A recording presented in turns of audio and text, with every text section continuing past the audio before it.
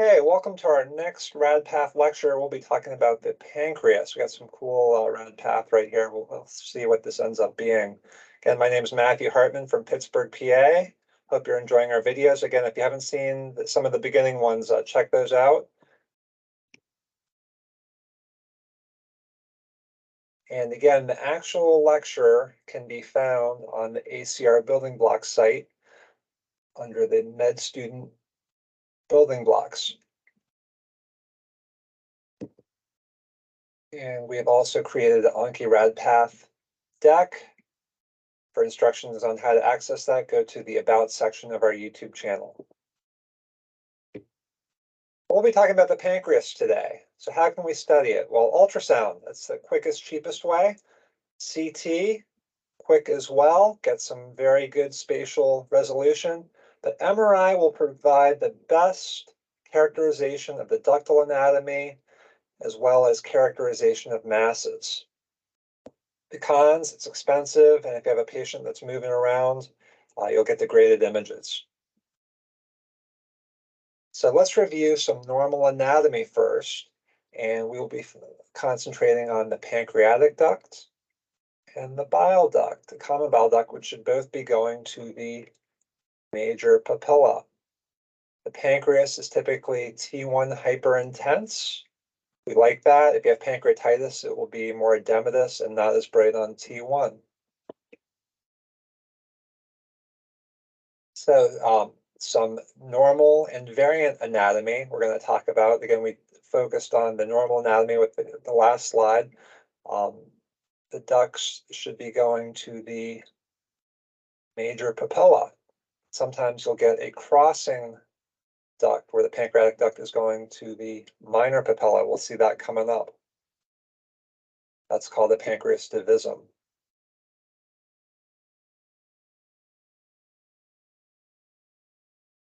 So here are, again, some very nice T2 weighted imaging. Our normal ducts, normally the CBD, as long as the gallbladder's in there, about 1 millimeter per decade. So if you have a 50-year-old, 5 millimeters, pancreatic duct should be less than 3 millimeters. And if you have dilation of the CBD and the pancreatic duct, we call that the double duct sign, and you're worried about an ampullary cancer, such as pancreatic cancer, ampullary, a tumor of the ampulla, or a cholangiocarcinoma in the distal duct. Those are all part of the differential. And as we saw before, the crossing X sign, when the pancreatic duct crosses over the CBD, instead of going to the major papilla, is going into the minor papilla. This is called pancreas divisum, and this is a setup for pancreatitis. And this is a common anatomic variant that we'll often pick up. So again, here's a nice view of the crossing X sign, the divisum. Again, the pancreatic duct going into the minor papilla above. Our double duct sign, both the CBD and the pancreatic duct are both dilated, telling that all this is plumbing, tells us there's a mass in this periampullary region. Pancreatic cancer is high on the differential. We need to investigate this. So let's talk about inflammation of the pancreas. Anytime you have inflammation, it's an itis. So pancreatitis is what we're going to be talking about. It can be acute or chronic. So in the acute setting, typically patients will come in with elevated, lots of belly pain. You do a laboratory analysis, elevated lipase. The question, do you have to image them or not? And typically, if this is acute, their first time, we've already made the diagnosis with the elevated lipase. We do not need to image them. It's only when we're worried about complications of pancreatitis. We'll talk a little bit about that. Patients not getting better a couple of days later, we're looking for complications like hemorrhage, infection, stuff like that. Whereas a patient with chronic pancreatitis, usually we know that, might have a history of alcohol abuse. But what we'll see is lots of parenchymal calcifications in the pancreas. The pancreas looks relatively atrophic. It's not edematous like it is in acute pancreatitis. There may or may not be inflammation. What I wanted to show here is the acute pancreatitis, all this fluid going into the retroperitoneum, remembering that the pancreas is a retroperitoneal organ. If you need to review the retroperitoneal Radpath talk, that's a good one, but we are going into the anterior pararenal space here. Note that the kidney and the perirenal space is preserved, but all this inflammation from pancreatitis is going into the anterior perirenal space. A couple of signs that can be associated with pancreatitis, the halo sign here, and with chronic pancreatitis, the chain of lakes. Anyone's been to the Finger Lakes in upstate New York, get a bunch of subjacent lakes. You can imagine lakes here, lake there, with some interspersed calcifications.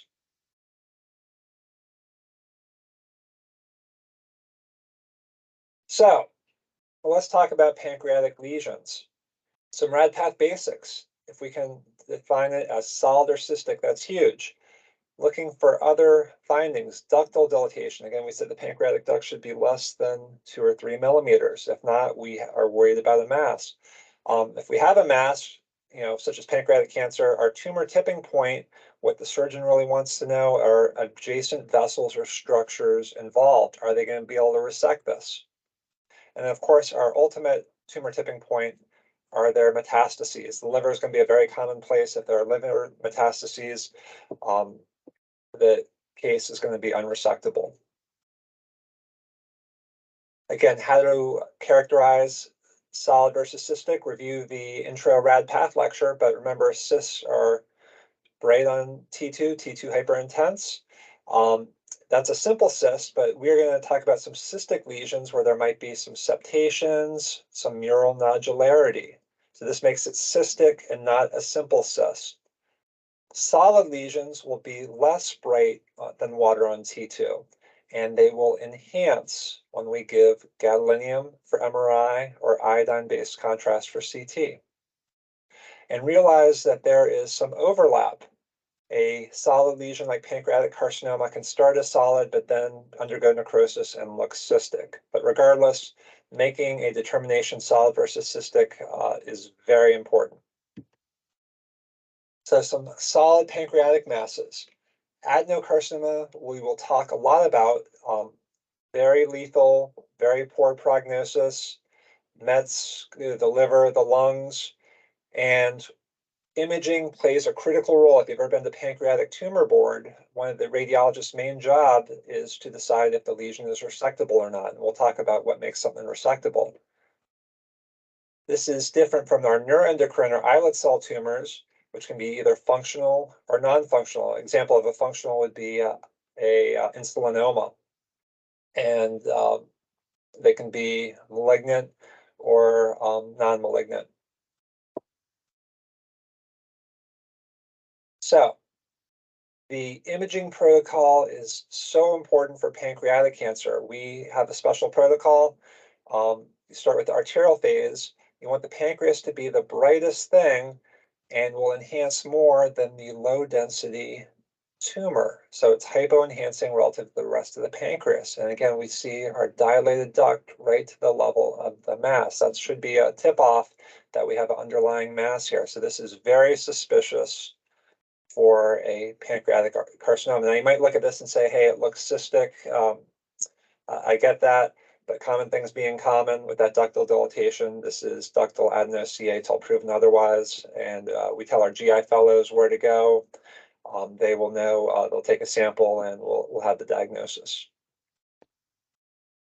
Okay, what makes it something resectable or not is the vascular involvement. And again, very important doing the pancreatic protocol, doing imaging during the arterial phase, and then this one during the venous phase. So we see the SMA, but we're really seeing the SMV really well here. And you see the mass, and this SMV sort of looks like a teardrop. This is called the teardrop sign, and you can see it's going right up to this mass and involved.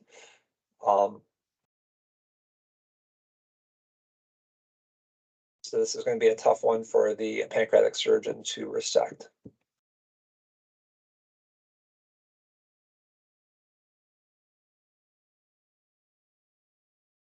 And with the SMA, we have this dirty fat around it, don't have a nice clear fat plane, and this will make it unresectable.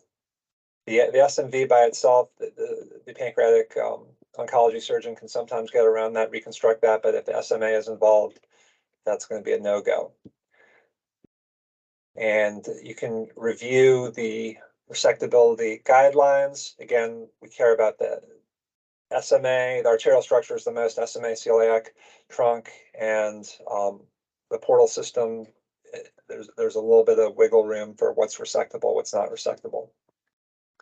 And just remembering, if you have distant metastases, whether it's to the liver or the lung, this will preclude resection. And if it's non-resectable, there's still things we can do. Radiology or GI here, putting a stent in to decrease the amount of ductal dilatation.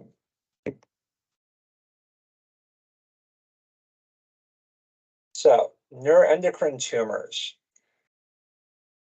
are a different bird. So these are going to be hypervascular. So we want to do our imaging on the arterial phase here. We're at the level of the celiac axis. And we note this mass, which is a little bit hyper-enhancing relative to the rest of the pancreas, which has a nice feathery appearance. Anytime we see a hypervascular solid mass, be thinking neuroendocrine.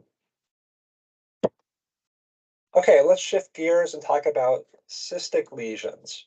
Again, we are trying to separate a cyst from a cystic lesion. A simple cyst from a cystic lesion, which might have some septations or some nodularity. And something that I really like about the pancreatic lesions is that demographics are so important. We're going to have the mom lesion, the grandmother lesion, the grandfather lesion. There's also a daughter lesion. That's more of a advanced resident topic, but if you're so inclined, just Google pancreatic daughter lesion and you will be teaching yourself some good Radpath. This is a nice schematic of the different cystic lesions. Realizing pseudocysts will be the most common. It might have some debris in there. It can be confusing sometimes. Is this a pseudocyst versus a mucinous cystadenoma? And history is going to be so important. Hopefully we'll have a history of pancreatitis.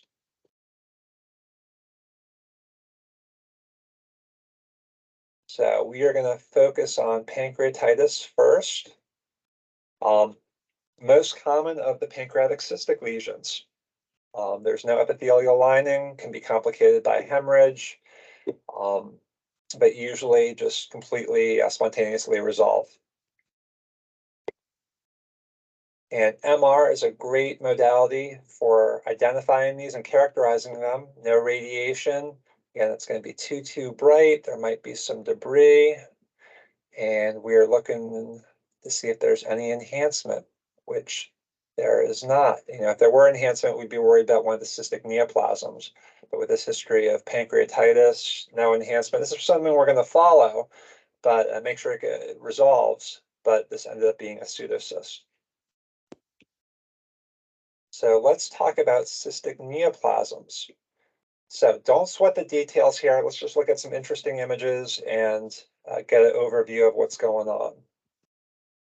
So again, these will be cystic, not simple cysts. So this lesion, the serous cystadenoma, we call this the grandmother lesion. I always think of this occurs in seriously old grandmas. So the majority are female, and I also think of it as a serous microcystic. It will have multiple septations in there. It might have a central scar, but note all these septations, which you're going to see so well on MRI coming up. And with our gross samples, again, all these little septations, and this is just a great gross sample, and you can just see all these septations. It looks sort of like a tomato with all the septations in the central core. But this was a serous cystadenoma, again, our grandmother lesion. And usually, if we can identify this as a cystadenoma, this can be a do not touch lesion. Leave it alone. Just follow it. Okay, our mucinous cystadenoma. This is the mom lesion, so females in their 40s to 50s. Again, this will be a cystic lesion. We'll have some septations, but not as small as our microcystic or serous cystadenoma. And these do have malignant potential. So we are looking for solid nodules, thick septations, very similar to when we're looking at ovarian lesions. How complex of a cystic lesion is there? And then if there is a big solid component, that's when we really worry about, instead of being a cystadenoma, that's a cystadenocarcinoma, and these will be surgically resected. So let's see an example here. So this is a cystadenoma, so it's right on T2, a couple of septations. Note the septations are not as small as they were with the microcystic serous cystadenoma. Really not too much or any enhancement. We're seeing the septations, but I think we saw them pre-contrast as well. And this ended up being a cystadenoma. A little bit big, a large lesion, probably 3 or 4 centimeters. This is something we're definitely going to be following and then make the decision, take it out or not. Now compare this with the cystadenocarcinoma. Now hopefully you can all see this one looks a lot more worrisome than the last lesion. We have some definite enhancement or septations, definite mural enhancement. This is very worrisome. And you look at the gross sample, that just looks pretty nasty. So this is a cystadenocarcinoma.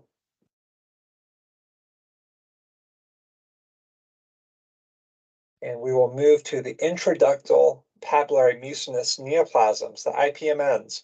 These are so common. Some have called it the grandfather lesion.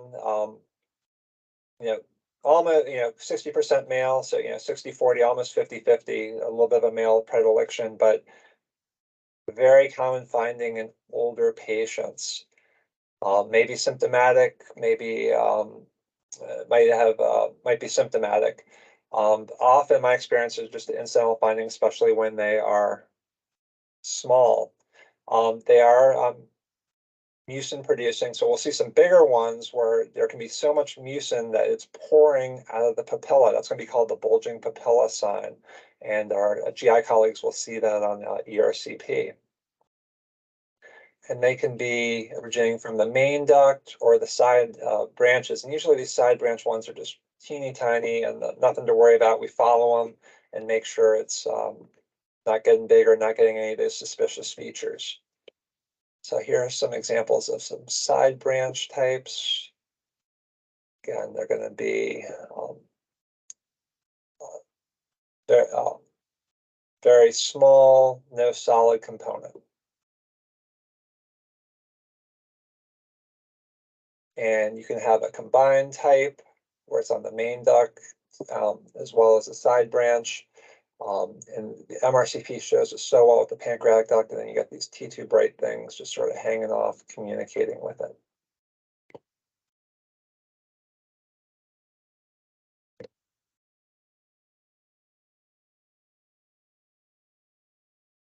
And as radiologists, we love signs, especially when they relate to food. So the bunch of grape signs, that's what it looks like, a bunch of grapes coming off of the pancreatic duct there.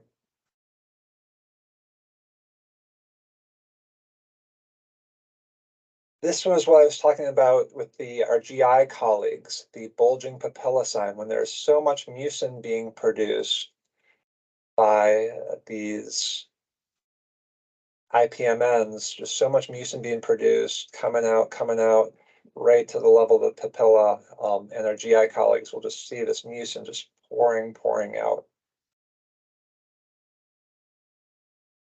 And here's an example on CT, showing that huge dilated papilla coming out, all that mucin pouring out. And then this is the bunch of grapes.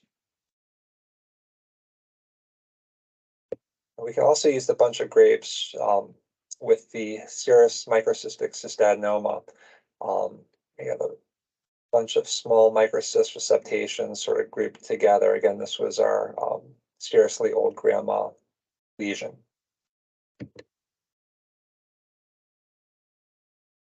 So in conclusion, when we have a pancreatic lesion, try to describe it as solid or cystic.